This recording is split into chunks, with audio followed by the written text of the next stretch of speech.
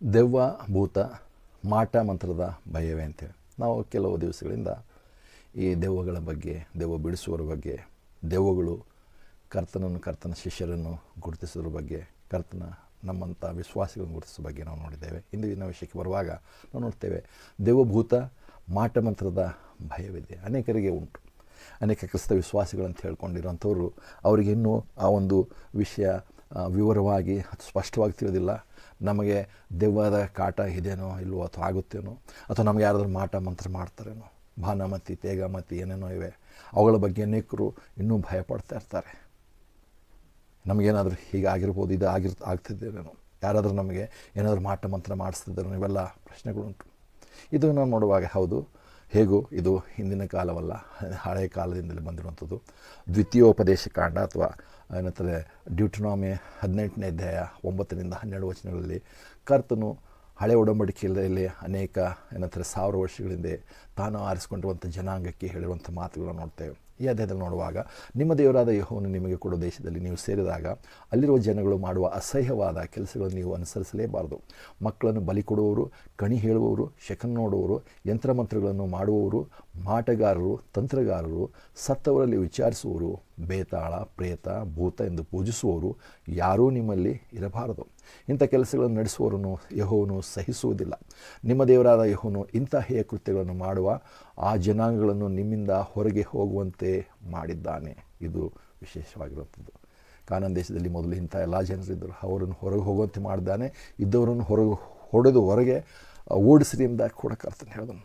ಆದರೆ ಇಲ್ಲಿ ಹೇಳುವಂಥದ್ದು ಏನಂದರೆ, ಇಲ್ಲಿ ನೀವು ಹೋಗುವಂಥ ದೇಶದಲ್ಲಿ ಇಂಥ ಜನರಿದ್ದಾರೆ. ಇವತ್ತು ನಮ್ಮ ಸುತ್ತಲೂ ಕೂಡ ಅಂಥದ್ದಿದೆ. ಅದಕ್ಕೆ ನಾವು ನೋಡುವಾಗ ಅಲ್ಲಿ ಬರ್ತೇವೆ, ಈ ವಾಕ್ಯಗಳ ಮೇಲೆ ಹೇಳುವಂಥ ಕಾರ್ಯಗಳು, ಈ ಹೇಯ ಕೃತ್ಯಗಳು ಭಾಳ ಹಿಂದಿನಿಂದಲೇ ನಡೀತಾ ಇತ್ತು. ಅದಕ್ಕೆ ಕರ್ತನ ತಂದೆಯಾದಂಥ ಯೆಹೋವನು ಮೋಶೆ ಮೂಲಕ ಇಸ್ರಾಯೇಲರಿಗೆ ಆಜ್ಞೆಯನ್ನು ಕೊಟ್ಟ. ಮತ್ತು ಅಲ್ಲೇ ನೋಡ್ತೇವೆ, ಇಂಥ ಕಾರ್ಯಗಳು ನೀವು ಮಾಡ್ಬೋದು. ಅಲ್ಲಿ ಅನೇಕ ಇಲ್ಲಿ ಇವತ್ತಿಗೂ ಕೂಡ ಭಾಳ ಏನಂತಾರೆ ಜನ ಅಭ್ಯಾಸ ಮಾಡ್ತಿರುವಂಥ ಕಾರ್ಯಗಳಲ್ಲಿ ಬರೆದಿರುವಂಥ ನೋಡ್ತೇವೆ. ಇದು ನಾವು ನೋಡುವಾಗ ಅನ್ಯರ ಅಭ್ಯಾಸಗಳಾಗಿವೆ. ಅನ್ಯರ ಅಭ್ಯಾಸಗಳು, ಅವರ ನಂಬಿಕೆ, ಆಚಾರ ವಿಚಾರಗಳುಂಟು. ಆದರೆ ಇಂದು ನಾವು ನೋಡುವಾಗ ನಾವು ಕೂಡ ಇಂಥ ಅಂತಾರೆ ಅನ್ಯರ ಮಧ್ಯದಲ್ಲಿಯೇ ನಾವು ಜೀವಿಸ್ತೇವೆ. ನಮ್ಮ ಸುತ್ತಲೂ ಇಂಥ ಕಾರ್ಯಗಳು ನಡೀತೇವೆ. ಕೆಲವು ಊರುಗಳಂತ ಇದಕ್ಕೋಸ್ಕರ ಪ್ರಸಿದ್ಧವಾಗಿವೆ. ಅಂಥ ಊರುಗಳು ಅಂದರೆ ಅದು ಏನಂತಾರೆ ಭಾನಮತಿ ಅಥವಾ ಮಾಟ ಮಂತ್ರ ಮಾಡೋದಕ್ಕೆ ಬಹಳ ಫೇಮಸ್ ಅಂತ ಹೇಳುವಂಥದ್ದು ಕೂಡ ಉಂಟು. ಆದರೆ ಇವತ್ತು ನಾವು ನೋಡುವಾಗ ಹಳೆ ಒಡಂಬಡಿಕೆಯ ಭಕ್ತರಿಗಿಂತಲೂ ಬಹಳ ಉತ್ತಮವಾದಂಥ ಸ್ಥಿತಿಯಲ್ಲಿದ್ದೇವೆ. ಯಾಕೆ? ಎಲ್ಲದಕ್ಕಿಂತ ಮುಖ್ಯವಾಗಿ ನೋಡುವಾಗ ನಮಗೆ ಸಂಪೂರ್ಣವಾದಂಥ ದೇವರ ವಾಕ್ಯಗಳು ಇರುವಂಥ ಬೈಬಲ್ ನಮಗೆ ದೇವರು ಕೊಟ್ಟಿದ್ದಾನೆ. ಅವರಿಗೆ ಅವತ್ತಿನ ಕಾಲಕ್ಕೆ ಅಪೂರ್ಣವಾಗಿತ್ತು. ಆದರೆ ಇವತ್ತು ನಮಗೆ ಪರಿಪೂರ್ಣ ದೇವರ ವಾಕ್ಯಗಳು ಕೊಡಲ್ಪಟ್ಟಿದೆ. ಮತ್ತು ರಕ್ಷಣೆ ಹೊಂದಿರುವಂಥವರಿಗೆ ಪವಿತ್ರ ಆತ್ಮನೇ ನಮ್ಮಲ್ಲಿ ನೆಲೆಸಿದ್ದಾನೆ. ಇರುವಾಗ ನಾವು ಅವರಿಗಿಂತ ಹೇಗೆ ಉತ್ತಮ ಆಗಿರಬೇಕು ಅದನ್ನು ನೋಡಬೇಕಾಗಿದೆ. ದೇವರು ಇಸ್ರಾಯೇಲಿಗೆ ಯೆಹೋಶುವ 1:3 ಹೇಳ್ತಾನೆ, ನಾನು ಮೋಶೆಗೆ ವಾಗ್ದಾನ ಮಾಡಿದಂತೆ ನೀವು ಕಾಲಿಡುವ ಸ್ಥಳಗಳನ್ನೆಲ್ಲ ನಿಮಗೆ ಕೊಟ್ಟಿದ್ದೇನೆ. ಇದು ನೋಡುವಾಗ ದೇವರು ವಾಗ್ದಾನ ಮಾಡ್ದ, ಎಲ್ಲ ಹೇಳ್ದಾದರೆ ಅಲ್ಲಿ ಹೇಳುವಂಥ ಒಂದು ವಚನ ಹೇಳ್ತಾನೆ, ನೀವು ಕಾಲಿಡುವಂಥ ಸ್ಥಳ ನಿಮಗೆ ಕೊಟ್ಟಿದ್ದೇನೆ. ಹೋದ ತಕ್ಷಣ ಕಾನಾನ್ ದೇಶ ಪ್ರವೇಶ ಆದ ತಕ್ಷಣ ಹಂಗೆ ಎಲ್ಲ ನೀವು ಮಲ್ಕೊಂಡಿರಿ, ಎಲ್ಲ ನಿಮ್ಮ ಹತ್ರನೇ ಹಾಗೆ ಬರುತ್ತೆ ಅಂತ ಹೇಳಿಲ್ಲ. ಹೇಗೋ ಅವರು 40 ವರ್ಷ ಪ್ರಯಾಣ ಮಾಡಿದ್ರು, ಬೇಕಂತ ತರಬೇತಿ ಆಯಿತು, ದೇವರವ್ರು ಕರ್ಕೊಂಡು ಹೋದ. ಆದರೆ ಅಲ್ಲಿ ಹೋದ ಮೇಲೂ ಕೂಡ ನೀವು ಎಲ್ಲೆಲ್ಲಿ ಹೋಗ್ತಿರೋ, ಎಲ್ಲಿ ಮುನ್ನುಗ್ತಿರೋ, ಯಾವುದನ್ನು ನೀವು ಆಕ್ರಮಿಸೋದಕ್ಕೆ ನೀವು ಕಾಲುಗಳನ್ನು ಇಡ್ತಿರೋ, ಎಲ್ಲಿ ನಿಮ್ಮ ಪಾದಗಳನ್ನು ಇಡ್ತಿರೋ ಅದನ್ನು ನಿಮಗೆ ಕೊಡ್ತೇನೆ ಅಂತ ಹೇಳ್ದ. ಇವತ್ತು ನಾವು ಕ್ರಿಸ್ತ ವಿಶ್ವಾಸಿಗಳಿಗಿಂತ ನಾವು ಕೂಡ ದೇವರ ಮಾತನ್ನು ಕೇಳಿದ ಮೇಲೆ ಎಲ್ಲವೂ ಕೊಡ್ತಾನೆ. ದೇವರೆಲ್ಲ ವಾಗ್ದಾನ ಮಾಡಿದ್ದಾನೆ, ಎಲ್ಲ ಮಾಡ್ತಾನೆ ಅಂಥೇಳಿ ನಾವು ಹಾಗೆ ಮಲ್ಕೊಂಡಿರುವಂಥದ್ದೆಲ್ಲ ಕೂತಿರಬೇಕಾಗಿಲ್ಲ, ಎಲ್ಲವನ್ನು ಕೊಡ್ತಾನೆ ಅಂತ ಹೇಳಿ ನಾವು ಹಾಗೆ ಮಾಡಬೇಕಾಗಿದೆ. ಹಾಗಂದ ತಕ್ಷಣ ಕೆಲವು ಕಾರ್ಯಗಳು ಹೇಳಿರುವಂಥದ್ದು ಮಾಡಬೇಕಾಗಿದೆ.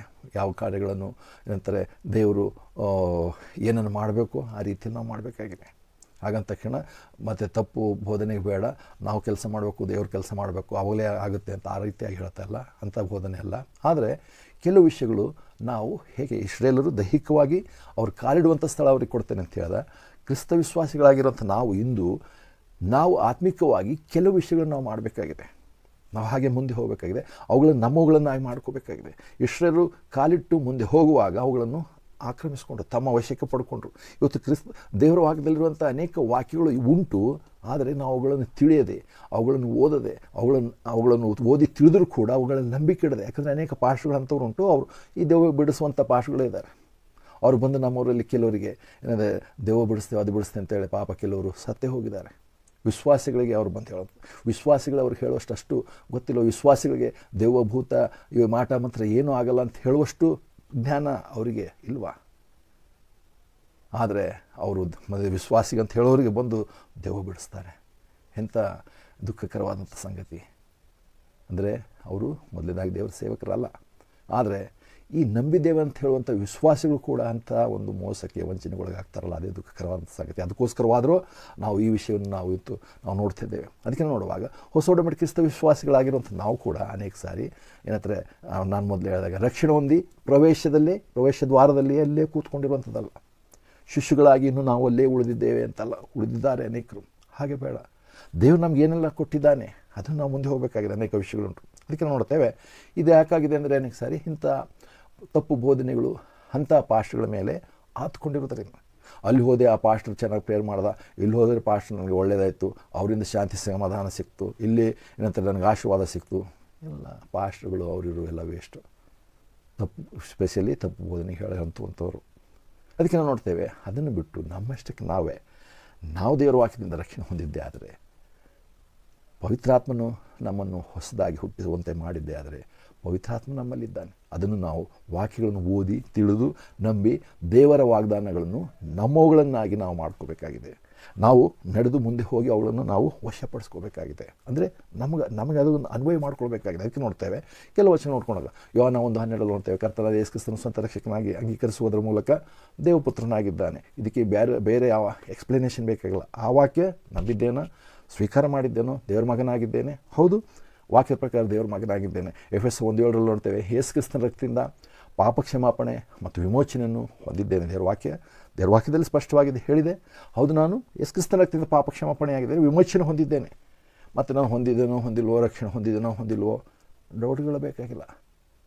ಅದೇ ಇಂಥ ವಿಷಯಗಳು ನಾವು ಸ್ಪಷ್ಟ ಇಲ್ಲದೆ ಇರುವಾಗಲೇ ರಕ್ಷಣೆ ಕಳೆದು ಹೋಗುತ್ತೆ, ರಕ್ಷಣೆ ಭದ್ರವಾಗಿ ಹಿಡ್ಕೋಬೇಕು ಇಂಥವೆಲ್ಲ ಸಾಯೋವರೆಗೂ ಅವ್ರು ಅದೇ ಕೆಲಸದಲ್ಲಿ ಇರ್ತಾರೆ. ಯಾವತ್ತು ನಾವು ರಕ್ಷಣೆ ಹೊಂದಿದ್ದೇವೆ ಅಂತ ಹೇಳ್ತಾರೆ.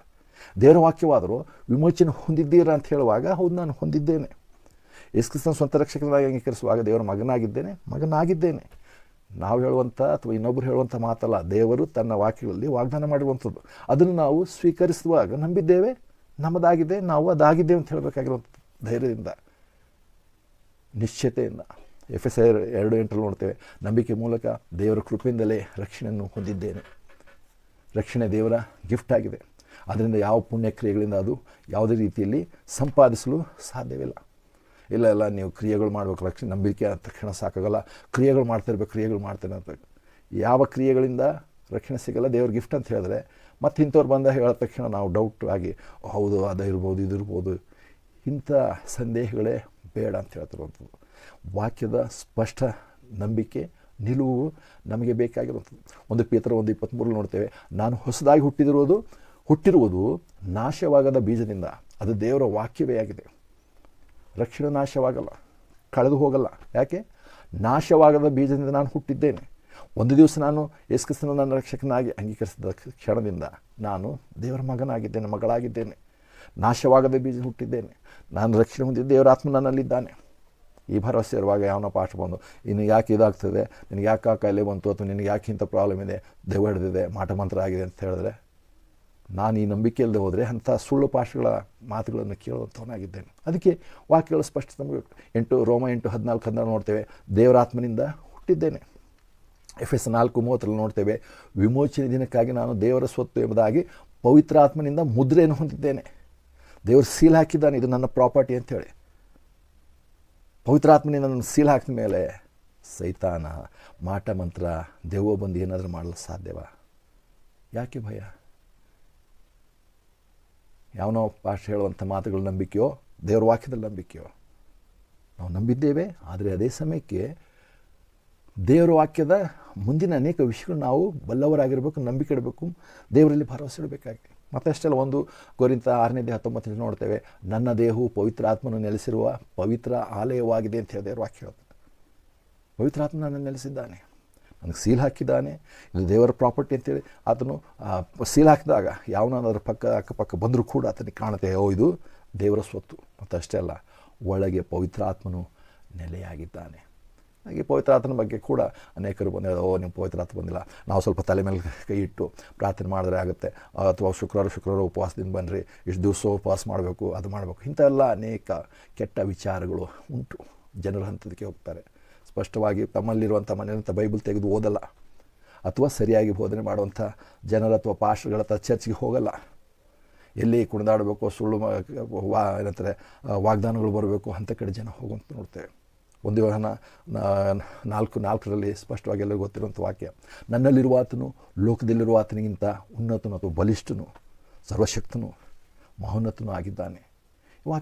ವಾಕ್ಯ ಗೊತ್ತಿದೆ ನಮಗೆ ಏನಂತೆ, ವಾಕ್ಯ ಗೊತ್ತಿದ್ರೆ ಏನಾಯ್ತು, ವಾಕ್ಯ ಗೊತ್ತಿದ್ರೆ ನಂಬಲ್ವಾ? ನಮ್ಮ ವಾಕ್ಯ ಗೊತ್ತಿದ್ದು ನನ್ನ ವಾಕ್ಯವನ್ನಾಗಿ ನಾನು ಅದನ್ನು ಮಾಡದೆ ಹೋದರೆ, ದೇವರು ಹೌದು ಈ ವಾಕ್ಯ ನನಗೆ ಕೊಟ್ಟಿದ್ದಾನೆ, ನನಗೆ ವಾಗ್ದಾನ ಮಾಡಿದ್ದಾನೆ, ದೇವ್ರು ಮಾಡಿದ್ದು ಹೌದುಂಟು, ಅದನ್ನು ನಾನು ಸ್ವೀಕಾರ ಮಾಡದೆ ಹೋದರೆ ಬರೀ ವಾಕ್ಯ ತಿಳುವಳಿಕೆಯಿಂದ ಪ್ರಯೋಜನವೇನು? ಅದಕ್ಕೆ ನಾವು ನೋಡ್ತೇವೆ ಮುಂದೆ ಬರುವಾಗ ಈ ವಾಕ್ಯಗಳ ತಿಳುವಳಿಕೆಯು ಅವಶ್ಯಕವಾಗಿದೆ. ಅನೇಕರು ದೇವರು ಬಿಡಿಸುವ ಸುಳ್ಳು ಪಾಶಗಳು ಮತ್ತು ಅವರ ಸುಳ್ಳು ಬೋಧನೆಗಳನ್ನು ಅನೇಕರು ನಂಬಿದ್ದಾರೆ ಈ ವಾಕ್ಯಗಳ ತಿಳುವಳಿಕೆ ಇಲ್ಲದಿರೋದ್ರಿಂದ. ಇಂಥ ವಾಕ್ಯಗಳು ದೇವರು ನಮ್ಗೆ ಕೊಟ್ಟಿರುವಾಗ ಇವುಗಳು ದೇವರ ಪ್ರಾಮಿಸ್ ಆಗಿದೆ, ದೇವರ ವಾಗ್ದಾನಗಳಾಗಿವೆ. ದೇವ್ರು ಕೊಡ್ತೇನೆ ಅಂತ ಹೇಳಿದ್ರೆ ಕೊಟ್ಟಿದ್ದಾನೆ, ದೇವ್ರು ಸುಳ್ಳಾಡೋನಲ್ಲ. ದೇವ್ರು ಹೇಳಿದರೂ ಕೂಡ ನಾವು ನಂಬಲ್ಲ ಅಂದರೆ ನಾವು ದೇವರನ್ನು ಸುಳ್ಳುಗಾರನಾಗಿ ಮಾಡ್ತಾಯಿದ್ದೇವೆ ಅಲ್ಲ. ರಕ್ಷಣೆ ಹೊಂದಿದ ಮೇಲೆ ನಮ್ಮಲ್ಲಿ ಏನು ಬದಲಾವಣೆ ಆಗಿದೆ, ನಮ್ಮ ದೇಹ ಏನಾಗಿದೆ, ನಮ್ಮಲ್ಲಿ ಯಾರು ವಾಸ ಮಾಡ್ತಿದ್ದಾನೆ, ನಮ್ಮ ಮೇಲೆ ಯಾವ ಸೀಲಿದೆ, ನಮ್ಮಲ್ಲಿರುವಂಥ ಎಂಥ ಬಲಿಷ್ಠನಾಗಿದ್ದಾನೆ, ಈ ವಿಷಯ ತಿಳ್ಕೊಂಡಾಗ ಆ ತಿಳುವಳಿಕೆಯೇ ನಮಗೆ ಏನಂತಾರೆ ಮುಂದಿನ ವಚನ ನೋಡ್ತೇವೆ, ಸತ್ಯಕ್ಕೆ ನಡೆಸುತ್ತೆ. ದೇವರಲ್ಲಿ ನಂಬಿಕೆ ಮತ್ತು ಆತನ ಮಾತಿನಲ್ಲಿ ಭರವಸೆ ಇಟ್ಟಿರುವವನಿಗೆ ದೆವ್ವ, ಭೂತ, ಮಾಟ ಮಂತ್ರಗಳ ಯಾವ ಪರಿಣಾಮವೂ ಬೀರುವುದಿಲ್ಲ, ಯಾವ ಎಫೆಕ್ಟ್ ಆಗಲ್ಲ, ಏನಾಗಲ್ಲ. ಯಾವುದಕ್ಕೂ ನಾವು ಚಿಂತೆ ಮಾಡಬೇಕಾಗಿಲ್ಲ, ಭಯಪಡಬೇಕಾಗಿಲ್ಲ, ಅದ್ರ ಬಗ್ಗೆ ಏನಂತಾರೆ ಸಂದೇಹ ಪಡಬೇಕಾಗಿಲ್ಲ. ಇದು ಯಾಕೋ ಹೀಗಾಯಿತು, ಅದಕ್ಕೆ ಯಾಕೋ ಹೀಗಾಯಿತು, ಕನಸು ಬಿತ್ತು, ಕನಸಲ್ಲಿ ಹೀಗಾಯಿತು, ಆ ಶಬ್ದ ಬಂತು, ಇದು ಕಾಣಿತು, ಅಲ್ಲಿ ಬೆಳಕು ಕಾಣಿತು, ಇವೆಲ್ಲ ಸುಳ್ಳು ಮಾತುಗಳು. ಅದಕ್ಕೆ ನೋಡ್ತೇವೆ ಇವುಗಳು ಯಾಕೆ ಆಗಲ್ಲ ಅಂದರೆ ನಾವು ನೋಡ್ತೇವೆ ಮುಂದಿನ ವಚನ ಬರುವಾಗ ನೋಡ್ತೇವೆ ಹೇಗೂ ಬೈಬಲ್ನ ಮೂಲಭೂತ ಬೋಧನೆಗಳ ತಿಳುವಳಿಕೆ ಮತ್ತು ನಂಬಿಕೆ ಅವಶ್ಯಕವಾಗಿದೆ. ಡಾಕ್ಟ್ರಿನ್ಗಳಂತ ಹೇಳ್ತೇವಲ್ಲ, ಇವುಗಳ ಅವಶ್ಯಕವಿದೆ. ಆ ಡಾಕ್ಟ್ರಿನ್ಗಳ ಅಥವಾ ಮೂಲಭೂತ ಬೋಧನೆಗಳು ತಿಳಿಯೋದಿಲ್ಲ ಅಂದರೆ ಹೀಗೆ ಏನಾಗುತ್ತೋ, ಏನಾಗಿದ್ದಾನೋ, ರಕ್ಷಣೆ ಹೊಂದಿದನೋ ಹೊಂದಿಲ್ವೋ, ಅಥವಾ ದೇವ ಬಂದು ಹಿಂಗೆ ಮಾಡ್ತಿದ್ದಾನೋ, ಅದಾಗ್ತಿದ್ದಾನೋ, ಇದಾಗ್ತಿದ್ದಾನೋ, ಯಾಕೋ ಹೀಗಾಗ್ತದೆ, ಯಾಕೋ ಹಾಗಾಯಿತು, ಅಲ್ಲಿ ಇದು ಕಾಣ್ತು, ಇದು ಆಗಾಯಿತು, ರಾತ್ರಿ ಸಮಯದಲ್ಲಿ ಹೀಗೆ ಕೇಳಿಸ್ತು, ಆ ಸೌಂಡ್ ಬಂತು, ಈ ಕನಸು ಬಿತ್ತು, ಇವೆಲ್ಲ ಭಯ ಯಾಕೆ? ದೇವರ ವಾಕ್ಯ ತಿಳುವಳಿಕೆ ಇಲ್ಲ. ಅದು ತಿಳುವಳಿಕೆ ಇದ್ದರೂ ನೀವು ದೇವರ ವಾಕ್ಯಗಳನ್ನೇ ನಂಬಿಕೆ ಇಟ್ಟಿಲ್ಲ. ನಂಬಿಕೆನೇ ಇಟ್ಟಿಲ್ಲ ಅಂದರೆ ಮತ್ತೆ ದೇವರಲ್ಲಿ ಏನು ಭರವಸೆ ಇಟ್ಟಿದ್ದೀರ? ಎಫೆಸ 6:13-17 ನೋಡ್ತೇವೆ. ಆದ್ದರಿಂದಲೇ ಇಂಥ ವಿಷಯಗಳಿರೋದ್ರಿಂದ ಪೌಲನು ಹೇಳಿರೋದು ಇವು ಭಾಳ ವಿಷಯಗಳು ನಾವು ಕಲಿಬೇಕಾಗಿದೆ. ಎಫೆಸ 6:13-17 ನೋಡ್ತೇವೆ. ಆದ್ದರಿಂದ ಆ ದುಷ್ಟ ದಿನದಲ್ಲಿ ವೈರಿಗಳನ್ನು ಎದುರಿಸುವುದಕ್ಕೂ ಮಾಡಬೇಕಾದೆಲ್ಲವನ್ನು ಮಾಡಿ ದೃಢವಾಗಿ ನಿಲ್ಲುವುದಕ್ಕೂ ಶಕ್ತರಾಗುವಂತೆ ದೇವರು ದಯಪಾಲಿಸುವ ಸರ್ವಾಯುಧಗಳನ್ನು ಧರಿಸಿಕೊಳ್ಳ್ರಿ. ಏನು ಸರ್ವಾಯುಧಗಳಿದೆ ಅವೆಲ್ಲ ನಾವು ತಿಳ್ಕೊಬೇಕಲ್ಲ. ಇವತ್ತು ಯಾರು ಚರ್ಚ್ಗಳಲ್ಲಿ ಅವುಗಳ ಬಗ್ಗೆ ಬೋಧಿಸ್ತಾ ಇಲ್ಲ. ನಿಮ್ಗೆ ಪ್ರಾಬ್ಲಮ್ ಇದನ್ನ, ಬಡತನ ಇದನ್ನ ದೇವರು ಆಶೀರ್ವದಿಸ್ತಾನೆ, ದೇವ್ರು ಹೀಗೆ ಕೊಟ್ಟಿದ್ದ, ನಿಮ್ಗೆ ಬಾಲ ಅಲ್ಲ, ನಿಮಗೆ ಏನಂತೆ ತಲೆ ಮಾಡಿದ್ದಾನೆ.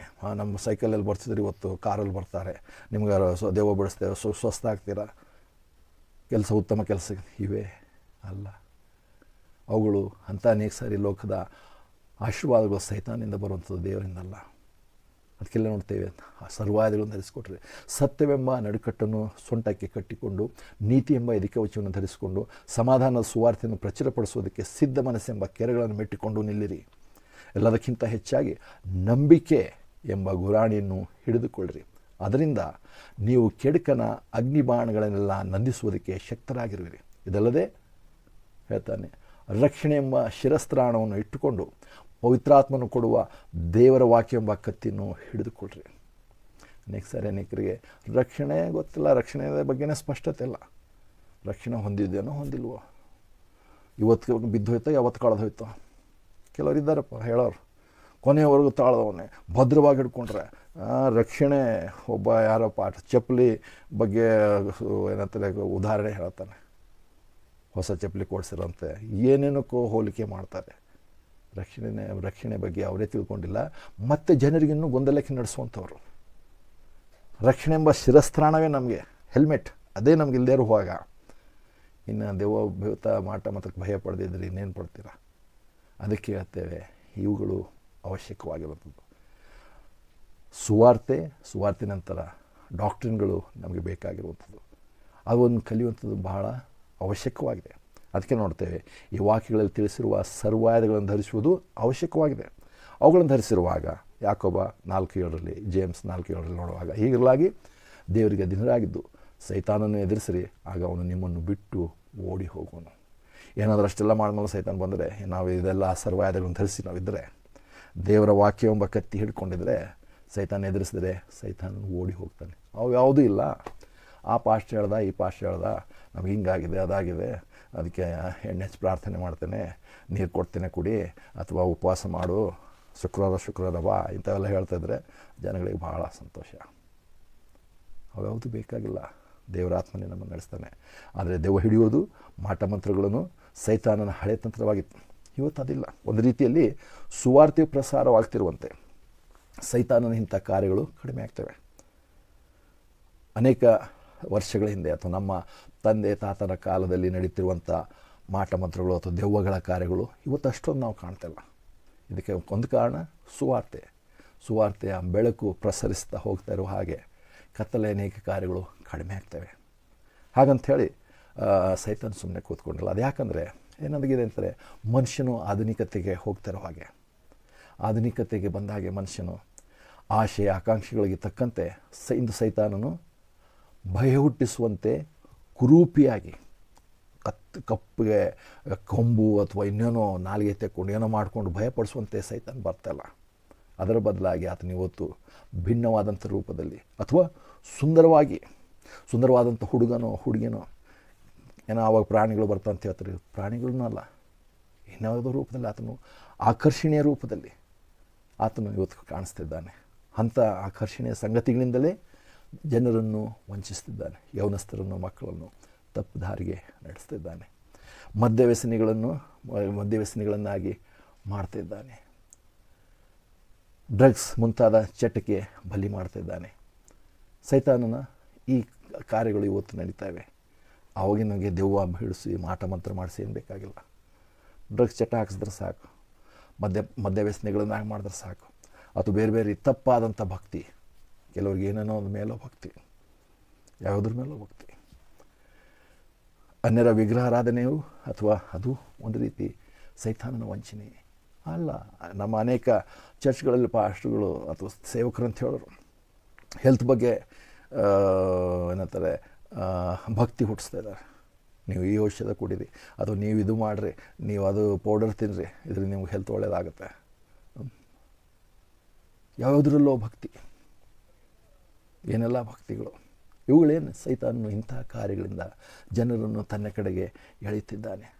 ಅಷ್ಟೇ ಅಲ್ಲ, ಇವತ್ತಿನ ಕಾರ್ಯ ಹೇಗಾಗಿದೆ ಅಂದರೆ ಪ್ರತಿದಿನ ಭವಿಷ್ಯ, ಟಿ ವಿನಲ್ಲಿ ಭವಿಷ್ಯ ಹೇಳುವಂಥದ್ದು, ನ್ಯೂಸ್ ಪೇಪರ್ಗಳಲ್ಲಿ ಭವಿಷ್ಯ ಬರುವಂಥದ್ದು. ಅನೇಕ ಜನರು ಅದನ್ನೇ ನೋಡ್ತಾ ಇರ್ತಾರೆ. ಹಾಗೆಯೇ ನಮ್ಮ ಕೆಲವರು ಇದ್ದಾರೆ, ದೇವ್ರ ವಾಕ್ಯ ಹೊರ ಹೋಗ್ತಾ ಇರೋ ಕ್ಯಾಲೆಂಡ್ರಲ್ಲಿ ವಾಕ್ಯ ನೋಡ್ಕೊಂಡು ಹೋಗೋದು ಇದ್ದಾರೆ. ಇದೇ ರೀತಿ ಭವಿಷ್ಯ ನೋಡ್ದಂಗೆ ನಾವು ಬೈಬಲ್ ವಾಕ್ಯ ನೋಡಿದ್ದೇವೆ ಅಂಥೇಳಿ ಅಲ್ಲ, ಭವಿಷ್ಯ ನೋಡ್ದಂಗೆ ದೇವ್ರ ವಾಕ್ಯ ಓದೋದಲ್ಲ, ಹೇಗೋ ಅದು ಬೇರೆ ವಿಷಯ. ಆದರೆ ನೋಡ್ತೇವೆ ಗ್ರಹ ನಕ್ಷತ್ರಗಳ ಚಲನೆ ವಲನೆ ಮೇಲೆ ಜೀವನ ಮಾಡುವಂಥದ್ದು, ಹುಣ್ಣಿಮೆ ಅಮಾವಾಸ್ಯೆಗಳ ಬಗ್ಗೆ ಏನಂತಾರೆ ಎಚ್ಚರಿಕೆಯಿಂದ ಇರುವಂಥದ್ದು, ಅವುಗಳನ್ನು ಆಚಾರ ಮಾಡುವಂಥದ್ದು ಕ್ರಿಸ್ತ ವಿಶ್ವಾಸಿಗಳು ಅಂತ ಹೇಳೋವಂಥದ್ದು. ದೇವರೆಂದಿಗೂ ಭವಿಷ್ಯ ತಿಳ್ಕೊಳ್ಳೋದ್ರ ಬಗ್ಗೆ ನಮಗೆ ದೇವರೆಂದು ಹೇಳಿಲ್ಲ. ಭವಿಷ್ಯಗಳ ನಿಯಂತ್ರಣದಲ್ಲಿರುವಂಥ ದೇವರಲ್ಲಿ ನಂಬಿಕೆ ಜೀವಿಸೋದಕ್ಕೆ ದೇವರು ನಮ್ಮನ್ನು ಹೇಳಿದಾನೆ ಹೊರತು ಭವಿಷ್ಯ ತಿಳ್ಕೊಳ್ಳೋಂಥದ್ದಲ್ಲ. ಎಷ್ಟು ಜನ ಇಂಥ ಕಾರ್ಯ ಮಾಡ್ತಿಲ್ಲ. ಈ ರೀತಿಯಂಥ ನಂಬಿಕೆಯಿಂದ ಸೈತಾನನು ತನ್ನ ನಿಯಂತ್ರಣದಲ್ಲಿ ಇಟ್ಕೊಂಡಿದ್ದಾನೆ. ದೆವ್ವವಾಗಿ ಮಾಟ ಮಂತ್ರವಾಗಿ ಹಿಡಿಸ್ಬೇಕಾಗಿಲ್ಲ.